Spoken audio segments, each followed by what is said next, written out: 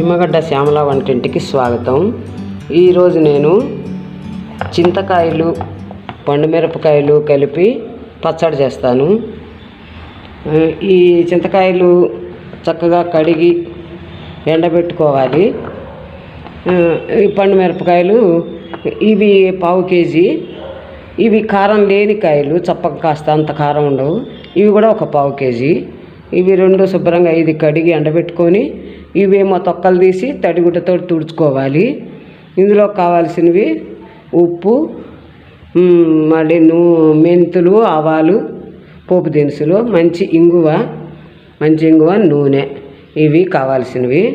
ఇంకా మనం తయారు చేసుకునే విధానం చేసుకుందాము. అవి దంచి పెట్టుకోవాలి.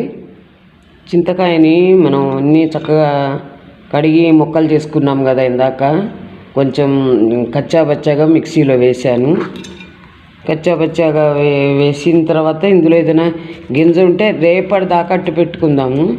ఉంటే చక్కగా ఏదైనా ముక్క గెక్క ఉంటే ఏమైనా వచ్చేస్తాయి గింజలు ఉంటే. తర్వాత ఏమో పండుమిరపకాయలు ఇట్లా కొంచెం ఉప్పు వేసి ఇది కూడా ఇట్లా చక్కగా మిక్సీ పట్టాను. ఇవి రెండు కలుపుకొని మనం మిక్సీ వేసేసుకొని పైన పోపు పెట్టుకుంటే పచ్చడి తయారవుతుంది. ఇంకా ఆ పని చేసుకుందాము. స్టవ్ ముట్టించాము. ఇంకా స్టవ్ ముట్టించిన తర్వాత నూనె శనగ నూనె వేస్తున్నాను. కొంచెం ఎక్కువగా వేస్తేనే బాగుంటుంది పచ్చడికి. ఇది పచ్చళ్ళలో కొంచెం నూనె ఎక్కువ వేస్తేనే, ఇటు అందులో చింతకాయ పచ్చడి అట్లాంటివి కదా, కొంచెం నూనె ఎక్కువ వేస్తేనే బాగుంటుంది. నూనె కాగుతోంది. కొంచెం కాగంగానే కొంచెం మెంతులు, ఆవాలు, ఇందులో మంచి ఇంగువ వేస్తున్నాను. ఈ చింతకాయ పచ్చడికి మంచి ఇంగువ, ఏదైనా మన రోటి పచ్చళ్ళకి మంచి ఇంగువ వేస్తేనే మంచి రుచి. అంత ఇంగువ వేసాను.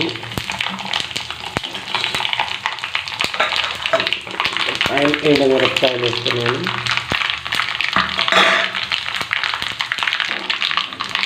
చక్కగా వేగింది. పోపు పెట్టుకున్నాం కదా, ఇప్పుడు చక్కగా బాండీలోను ఆ పోపులోకే కొంచెం పచ్చడి కాబట్టి ఇది పోపులోకే చక్కగా ఈ పచ్చడిని వేసేసుకోవచ్చు. మొత్తం చక్కగా కలుస్తుంది.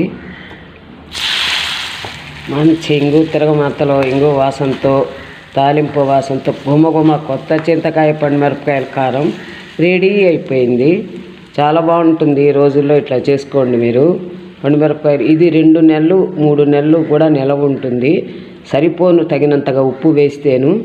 చక్కగా పండుమిరపకాయలు చింతకాయలు కలిపిన కారం ఈ చింతకాయని చక్కగా చేసుకోండి. ఇది చూసి నా కామెంట్స్ పెట్టండి, నా వీడియో చూడండి, సబ్స్క్రైబ్ చేసుకోండి నా వీడియోని, నా ఛానల్ని లైక్లు పెట్టండి. Thank you.